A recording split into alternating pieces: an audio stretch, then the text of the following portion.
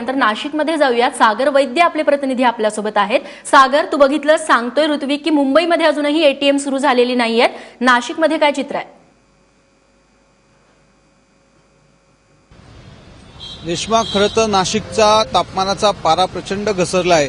8 अंशापर्यंत तापमान आहे आणि प्रचंड थंडी आहे। अशा थंडीमध्ये लोक सकाळपासून आज जवळजवळ 6 वाजेपासून लोक एटीएमवर गर्दी करत आहेत। कुठे रांगा लागलेल्या आहेत, कुठे लोक येऊन परत जात आहेत, परंतु एकही एटीएम सुरू नाही।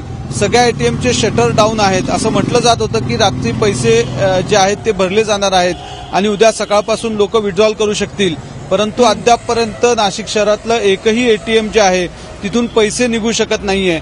असं सांगितलं जात आहे बँकांकडून की आतापर्यंत एटीएम मशीनमध्ये ज्या पद्धतीची नोटांचे मशीन होते त्या नोटांची साईज, त्याची डाय ही वेगळी होती आणि आता नवीन ज्या नोटा आलेल्या आहेत त्याची साईज आणि डाय वेगळी आहे। त्याच्यामुळे हे सगळं मशीन बदलणं, त्याची डाय मशीन बदलणं हे सगळं किचकट आणि क्लिष्ट काम आहे।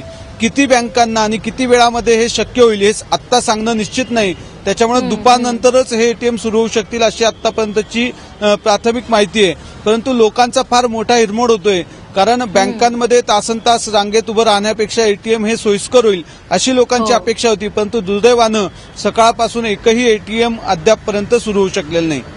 रेश्मा, नक्कीच सागर आणि ऋत्विक, खरं तर लोकांना दिलासा मिळणार होता। तब्बल 2 दिवसांनंतर एटीएम सुरू होणार होती, मात्र अजूनही लोक रांगा लावून उभे आहेत, मात्र एटीएमचं शटर उघडलेलं नाही असं चित्र सध्या बघायला मिळतंय। सागर आणि ऋत्विक, दोघांचेही धन्यवाद, तुम्ही ही सगळी माहिती आमच्यापर्यंत पोहोचवली त्याबद्दल।